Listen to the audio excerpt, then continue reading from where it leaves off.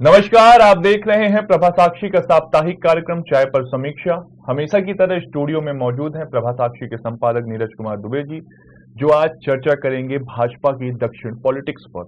क्योंकि आप सब जानते हैं, क्योंकि हाल ही में दक्षिण से 4 नेताओं को राज्यसभा भेजा गया है और हाल ही में तेलंगाना में 2 दिवसीय भाजपा की राष्ट्रीय कार्यकारिणी की बैठक हुई है। ऐसे में सर, क्या कुछ प्लान है भाजपा का आगामी चुनावों को लेकर, आगामी लोकसभा चुनाव को लेकर? जी देखिए, बीजेपी को लोग कहते हैं कि वो एक चुनावी मशीन बन चुकी है, तो वो लगता है कि ऐसा सही कहते हैं लोग। वो अभी आप देखिए कि इस साल हिमाचल या गुजरात में चुनाव होने हैं, दूसरे दल शायद उसकी तैयारी कर रहे हैं, लेकिन बीजेपी ने 2024 के चुनावों की तैयारी शुरू कर दी है जी। और आपने जैसा कहा कि क्या दक्षिण में खिलेगा कमल, क्योंकि अभी वहाँ पे 2 दिवसीय वहाँ पे राष्ट्रीय कार्य समिति की बैठक हुई है और बीजेपी क्या दक्षिणी राज्यों में भी उत्तरी राज्यों की तरह प्रभाव छोड़ पाएगी, ये सबके मन में एक सवाल है। लेकिन बीजेपी की जो आज का स्वरूप है जो उसका, वो नए नए प्रयोग करने में हिचकता नहीं है, वो रिस्क लेते हैं और आगे बढ़ते हैं। अगर कुछ वहाँ पर उसका परिणाम अच्छा नहीं आता है तो उससे सबक लेते हैं, पॉलिसी चेंज करते हैं, आगे बढ़ते हैं। तो ये एक तरीका है आज का कि आपको रुकना नहीं है, थमना नहीं है, चलिए, सीखिए, आगे बढ़िए। तो ये बीजेपी उस पर चल रही है। जहां तक दक्षिण की बात है तो हम सब जानते हैं कि कर्नाटका को छोड़ दें तो वहां पर और कहीं राज्यों में प्रभाव ज्यादा है नहीं दक्षिणी राज्यों में बीजेपी का, और बीजेपी से लोग उतना जुड़ाव भी नहीं रखते, उतना उनका वहां पर हम कह सकते हैं कि जो संगठन जैसा अगर हमको उत्तर प्रदेश में, मध्य प्रदेश में और अन्य प्रांतों में दिखाई देता है उत्तरी भारत के या पश्चिमी भारत के, वैसा दक्षिणी राज्यों में बीजेपी का संगठन में नहीं है। तो बीजेपी संगठन का भी लगातार वहां पर विस्तार कर रही है। संगठन वहां पर खड़ा होगा तभी जो चुनावी जीत भी बीजेपी को मिल पाएगी। तो उस दिशा में काम जारी है और हमको ये देखना चाहिए कि 2019 के चुनाव से पहले बीजेपी ने जो पूर्वोत्तर क्षेत्र है उस पर फोकस किया था और 2019 में सारी सीटें वहां से जीत के ले गए, मतलब अधिकांश सीटें वहां से जीत कर लेकर आए थे वो। और अब बीजेपी का जो अपना लक्ष्य है वो दक्षिण है, क्योंकि दक्षिण में अगर हम दक्षिणी राज्यों की बात कर लें तो 129 सीटें वहां पर लोकसभा की हैं, जिसमें से बीजेपी के पास 29 सीटें हैं। इस 29 में 25 कर्नाटका से, 4 तेलंगाना से हैं। तो बीजेपी चाह रही है कि हम तमिलनाडु में चुनाव जीते, हम पुडुचेरी में भी जो वहाँ की लोकसभा सीट है वो जीते, केरला में हमारी सीट निकले। तो इस तरीके से वहाँ पर और तेलंगाना में तो वहाँ पर वो राज्य विधानसभा में भी अपना सत्ता में आने का एक लक्ष्य लेकर चल रहे हैं। हैदराबाद में हमने देखा था किस तरीके से जो नगर निगम चुनाव थे बीजेपी का प्रदर्शन शानदार रहा था। तो ये अगर आप देखिए कड़ियां जोड़ते हैं हम, आपने जैसा कहा कि 4 हस्तियों को, वहां की जो दक्षिणी हस्तियां हैं उनको राज्यसभा के लिए नॉमिनेट किया गया। उससे पहले की बात करें, वहां पर बीजेपी की तेलंगाना में 2 दिवसीय राष्ट्रीय कार्य समिति की बैठक हुई। उसमें जो राजनीतिक प्रस्ताव आया उसमें ये स्वीकार किया गया कि हम दक्षिणी राज्यों में कमजोर हैं, हमको यहाँ पर अपना आधार बढ़ाना है, तेलंगाना में सरकार भी बनानी है। एक लक्ष्य, पहला लक्ष्य रखा गया तेलंगाना में सरकार बनाने का।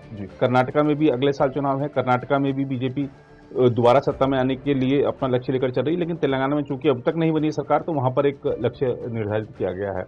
और हमने देखा कि जो केरला चुनाव था विधानसभा का, जब पश्चिम बंगाल विधानसभा के साथ पिछले साल चुनाव हुए थे वहां पर, तो केरला में बीजेपी ने बहुत जोर लगाया था, लेकिन फिर भी शायद 3 से 4% के आसपास उनको वहां पर वोट मिले थे। और अगर हम बात करें तमिलनाडु में भी चुनाव थे, तभी साथ में थे।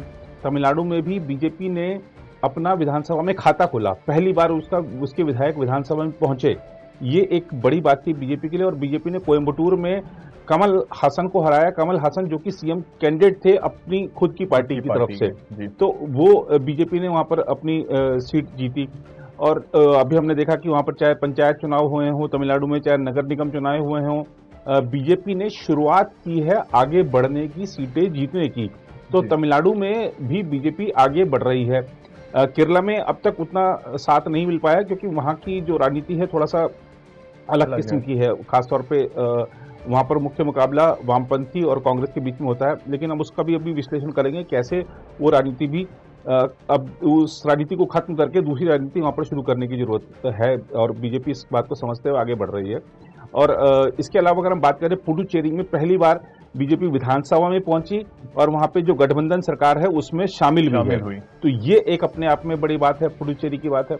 और कर्नाटका में तो हम जानते ही हैं कि चाहे अगर हम 2018 का वहां पर देख लें विधानसभा चुनाव, तो बीजेपी ने लगभग वहां पर 105 107 के आसपास सीटें जीती थी, 36% के आसपास उनका वोट प्रतिशत था। 2019 में जब लोकसभा चुनाव हुए तो ये वोट प्रतिशत बढ़ के 50 को पार कर गया, 51% के आसपास चला गया ये वोट, और 25 लोकसभा सीटें आ गई। तो और तत्कालीन जो वहां के मुख्यमंत्री थे उनके बेटे को भी बीजेपी समर्थित कैंडिडेट ने वहां पर मांड्या में हरा दिया। तो ये बीजेपी का कर्नाटका का अगर हम प्रदर्शन देख लें। तेलंगाना में बीजेपी ने जो 2018 में विधानसभा चुनाव हुए थे उससे ज्यादा बेहतर 2019 के लोकसभा चुनाव में किया, जब बीजेपी वहां पर 4 सीट लोकसभा की लेकर आई, तो ये वहां भी वोट प्रतिशत बढ़ा। तो और आंध्रा में बीजेपी का जो वोट प्रतिशत है पहले से बढ़ रहा है, और मतलब धीरे धीरे वहां पर पार्टी आगे बढ़ रही है। जो अब आप देखिए कि अगर हम साउथ की इस समय की राजनीति जो उसकी बात करें, तो बीजेपी को पता है कि जो चाहे हम तमिलनाडु की बात करते हैं तो द्रविड़ पार्टियां हों, उनमें आपस में खींचतान मची हुई है। जो AIADMK है वो आपसी उसमें फूट इतनी ज्यादा है कि चाहे पलानीस्वामी हो और पनीर सेल्वम हो, आपस में लड़ रहे हैं। शशिकला कुछ और कह रही हैं। जो DMK का शासन है वहां पर, लेकिन DMK में भी अंतर विरोध उभर रहे हैं। और खासतौर पर जो लोकल पार्टियां हैं उससे लोग थोड़ा सा राष्ट्रीय पार्टियों की तरफ मुड़ भी रहे हैं। वामपंथी शासन भले केरला में है, लेकिन वाम दल भी कमजोर पड़े हैं, और कांग्रेस का जो हाल है पूरे देश भर में वो लोग देख रहे हैं। तो बीजेपी चाह रही है, और जेडी जनता दल का एक जो फैक्टर जो दक्षिणी राज्यों में कुछ उपस्थिति रखता था अपना, वो भी धीरे धीरे कमजोर पड़ रहा है। तो ये एक जो परिवारवाद को बीजेपी ने निशाना बनाया है, तो सिर्फ राहुल गांधी और सोनिया गांधी को निशाना नहीं होता परिवारवाद में। परिवारवाद वो DMK का भी परिवारवाद होता है, परिवारवाद वो JDS का भी परिवारवाद होता है। दक्षिण में चाहे वो अपने YSR कांग्रेस चला रहे जगनमोहन रेड्डी हो, चाहे और भी चाहे KCR हो तेलंगाना में, तो परिवारवाद सिर्फ हमको गांधी परिवार पे अटैक हो रहा है ऐसा नहीं है, परिवारवाद उधर भी अटैक हो रहा है। तो परिवारवादी दलों को बीजेपी निशाना बना रही है, परिवारवादी राजनीति को देश का सबसे बड़ा दुश्मन बता रही है, और खासतौर पर जो हिंदुत्ववादी जो विचारधारा है उसको उभार दिया गया है वहां पर। और ये एक मैं प्यू रिसर्च को भी पढ़ रहा था जिसमें कि कई सारे उसके निष्कर्ष थे, उनका एक अलग से हम कार्यक्रम में विश्लेषण करेंगे। उसमें बताया गया था कि किस तरीके से जो हिंदूवादी लोग हैं वो अपने को ट्रू इंडियन मानते हैं, और मानते हैं कि जो बीजेपी है वो ही हिंदुत्व की जो विचारधारा है उसको लेकर आगे जा सकती है, आगे बढ़ सकती है। और अगर हम देखें, चाहे ठीक है, इससे पहले NDA की ये मोदी जी के नेतृत्व में सर दूसरी सरकार है, पहले अटल बिहारी वाजपेयी जी के भी कार्यकाल में NDA की सरकार थी, लेकिन उस समय हिंदुत्व की वो विचारधारा नहीं थी, या हिंदुत्व उस तरीके से लोगों के अंदर प्रबल भावना नहीं थी जितनी आज दिख रही है। दक्षिणी राज्यों में भी दिख रही है। हम यहाँ पर उतने हमारे समाचार पत्र या मीडिया उसको इतना कवरेज नहीं देता, इसलिए हमको नहीं पता चलता है, लेकिन वहां भी ऐसी ही प्रबल भावना है हिंदुत्व को लेकर। और बीजेपी ने देखिए इस समय जो बीजेपी है ना, वो जनसंघ का स्वरूप तो बीजेपी है, लेकिन उसकी जो उस समय जो एक फिक्स थी चीजें, वो फिक्स नहीं रखा है मोदी जी के शासन में, या मोदी, अमित शाह, नड्डा जी के नेतृत्व वाली जो बीजेपी है वो थोड़ा सा फ्लेक्सिबल है, वो विचारधारा में भी फ्लेक्सिबिलिटी दे रही है, ताकि जो वहाँ का स्थानीय नेता है वो थोड़ा सा फ्लेक्सिबिलिटी देंगे तो शायद उसको जोड़ने में हमारे से आसानी हो। जो ग्रास रूट वर्कर है उसको थोड़ा सा फ्लेक्सिबिलिटी देंगे तो वो वहाँ के जो सामाजिक, जातिगत और धार्मिक समीकरण हैं उसको देखते हुए वहां से लोगों को जोड़ने में, वहां से लोगों को अपने साथ पार्टी से जोड़ने में, पार्टी को खड़ा करने में सहायक सिद्ध होगा। तो थोड़ी सी वो फ्लेक्सिबिलिटी दे रहे हैं।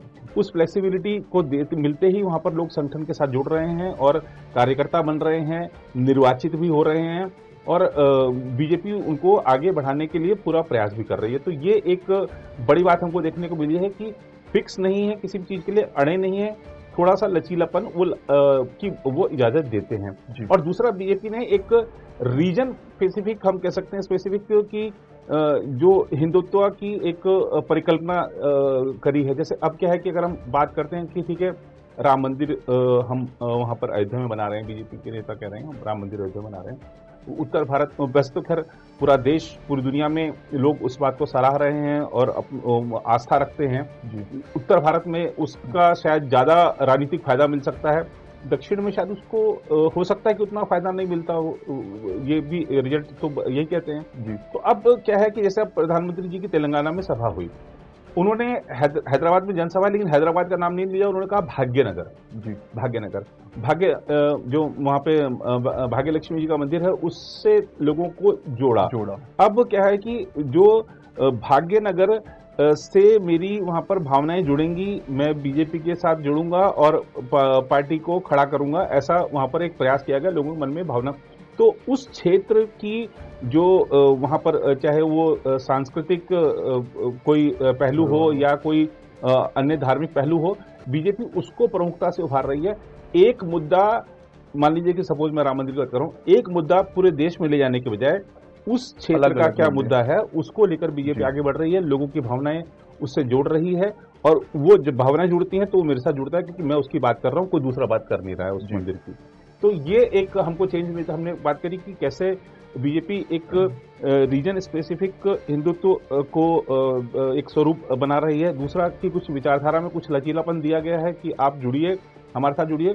और ये चार आपने जो बात करी है, जो खिलाड़ी हो, चाहे संगीतज्ञ हो, चाहे डॉक्टर हो, जो उन लोगों को राज्यसभा का नॉमिनेट किया गया है, तो ये दिखाया गया कि एक आम आदमी और जिसने अपने बल पर राष्ट्र के लिए कुछ किया है।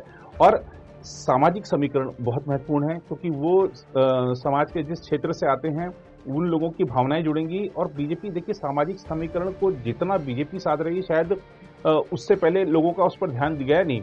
आप देखिए राष्ट्रपति चुनाव पर में जो एनडीए के उम्मीदवार हैं द्रौपदी मुर्मू, अब इस समय बहुत सारे जो दल हैं, बहुत सारे मुख्यमंत्री हैं, चाहे ममता बनर्जी हो, चाहे झारखंड के मुख्यमंत्री हेमंत सोरेन हो, वो खुद अब उस कैंडिडेट को जो कि विपक्ष का संयुक्त उम्मीदवार है उसको समर्थन देने में उनको धर्म संकट महसूस हो रहा है कि हम करें तो क्या करें, ये तो हमको तो सख्ते में डाल दिया। तो ये सामाजिक समीकरणों को बीजेपी साध रही है। धार्मिक समीकरणों की हमने बात करी, पॉलिटिकल समीकरण भी चुनाव के समय बीजेपी साधती है, उस समय के जो मुद्दे होते हैं उनको लेकर आगे बढ़ती है। तो मुझे लगता है कि दक्षिण के लिए बीजेपी ने, और अब अगले साल हमने जैसे अगले साल की शुरुआत में शायद मार्च अप्रैल में ही कर्नाटका में चुनाव होंगे, उसके बाद फिर तेलंगाना में अक्टूबर नवंबर में चुनाव होंगे।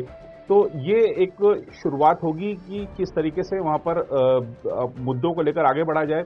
और हमने देखा कि किस तरीके से जो चाहे तेलंगाना में बीजेपी के एक नेता हैं, उनको भी राज्यसभा से नॉमिनेट किया गया मध्य प्रदेश से। और ऐसे ही कई सारे और नेता हैं जिनको, साउथ के नेता हैं जिनको कि चाहे राज्यपाल बनाने की बात हो, चाहे और प्रमुख भूमिकाओं में लाने की बात हो।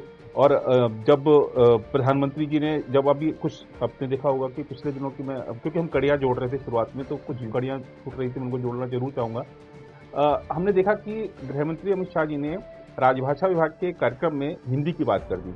अब उसको बात को इस तरीके से घुमा फिराकर वहां तमिलनाडु में प्रस्तुत किया गया कि भाषा को लेकर विवाद, लोग धमकी देने लगे, चेतावनी देने लगे। तो प्रधानमंत्री जी ने आके बड़ा स्पष्ट किया कि किस तरीके से जो भाषा है, हमको सभी भाषाओं को साथ लेकर चलना है, किसी एक भाषा की बात नहीं है, सभी भाषाएं हमारे लिए महत्वपूर्ण हैं। तो तुरंत दक्षिण में कुछ नेगेटिव ना जाए, तुरंत उसको प्रधानमंत्री जी ने वहां पर उसको स्पष्ट कर दिया।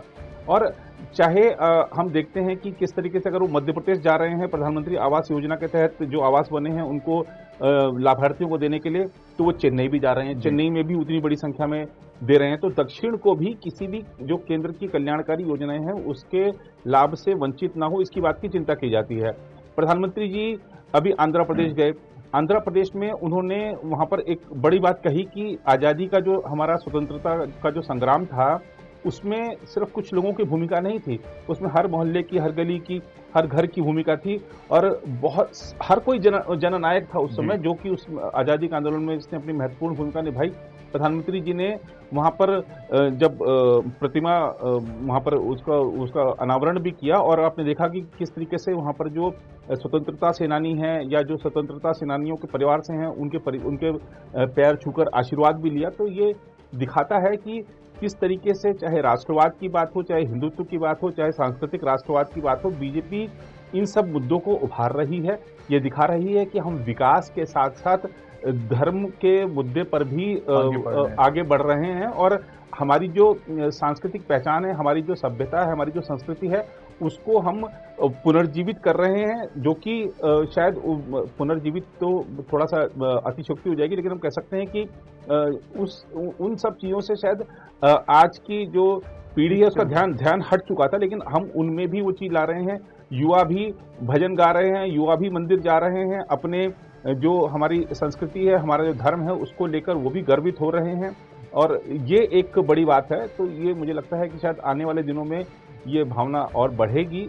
लोग बीजेपी का जो अपना लक्ष्य है, और खासतौर पे मैंने जैसा कहा कि परिवारवादी दल हैं, या जो कांग्रेस का जो हश्र है, या जो दूसरे दलों की जो कमजोरियां हैं, बीजेपी उसका फायदा उठाकर आगे बढ़ना चाहती है। और लोकतंत्र में सभी पार्टी को ये अधिकार है कि वो दूसरे की कमियों का फायदा या दूसरे से तेज काम करने का लाभ अगर राजनीतिक हित के लिए वो करते हैं तो उसमें कोई बुराई नहीं है सर। लेकिन मेरा जो सवाल है वो एक साधारण सवाल है। आपने तमाम बातें बताई, आपने बताया कि किस रणनीति के आधार पर क्षेत्रीय मुद्दों को, क्षेत्रीय भावनाओं को एकत्रित करके लचीलापन रख के भाजपा आगे बढ़ रही है, लेकिन क्या दक्षिण में अभी भी अलायंस के तहत आगे बढ़ेगी भाजपा, या फिर एकला चलो की राह अपनाएगी? नहीं, देखिए, अभी तो फिलहाल तो जब आप कहीं शुरुआत कर रहे हैं तो आपको गठबंधन सहयोगी की जरूरत पड़ती है जी। हमने देखा कि तमिलनाडु में बीजेपी ने एआईडीएमके के साथ और कुछ और उसमें दल शामिल थे गठबंधन में, पुडुचेरी में भी गठबंधन किया था,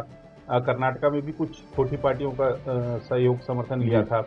ऐसे अगर हम बात करते हैं आंध्रा में शायद एक लोकल पार्टी थी वहाँ की। तो ये अभी तो मुझे लगता है कि गठबंधन करेंगे, गठबंधन के बिना अभी तुरंत बहुत अच्छे रिजल्ट आ जाए ऐसा नहीं है जी। और उसके बाद लक्ष्य तो सबका यही होता है कि हम अपने बल पर शासन करें, तो ये लक्ष्य बीजेपी का भी होगा ही निश्चित रूप से। तो अभी फिलहाल मुझे लगता है कि शायद गठबंधन पॉलिटिक्स आगे चलेगी, लेकिन बीजेपी शायद ऐसे दलों से दूरी बनाए रखे जो परिवारवादी दल हों, क्योंकि वो मुख्य जो निशाना है, मुख्य मुद्दा है, सही कह रहे हैं आप, वो परिवारवादी दल ही है जी। तो ना सिर्फ पश्चिम में, ना सिर्फ उत्तर में, ना सिर्फ पूर्व में, बल्कि दक्षिण की तरफ भी भाजपा विस्तार कर रही है, और उसको लेकर एक विस्तृत प्रॉपर रणनीति तैयार की गई है। अपने मुद्दों पर लचीलापन रखा गया है, और इसी आधार पर वो लगातार कुछ ना कुछ नया प्रयोग कर रहे हैं, और इसी के साथ ही वो दक्षिण में आगामी चुनावों पर एक गहरा प्रभाव छोड़ सकें, इसके लिए कैंपेन भी कर रहे हैं। प्रधानमंत्री मोदी लगातार विकास परियोजनाओं से लोगों को अवगत भी करा रहे हैं और बता रहे हैं कि केंद्र उनके लिए क्या कुछ कर रहा है। तो ऐसे ही तमाम जानकारी के लिए आप हमारे साथ बने रहिएगा। आज के इस कार्यक्रम में बस इतना ही। मेरा नाम था अनुराग गुप्ता। प्रभा साक्षी के संपादक नीरज कुमार दुबे जी आपसे लेते हैं इजाजत। अगले हफ्ते फिर होगी मुलाकात, तब तक के लिए हमें दीजिए इजाजत। शुक्रिया। अगर आप भी लेना चाहते हैं देश दुनिया की तमाम जानकारी तो आज ही सब्सक्राइब करें हमारे चैनल को। साथ ही नीचे दिए बेल आइकन को जरूर दबाएं ताकि हर अपडेट आप तक पहुंच सके।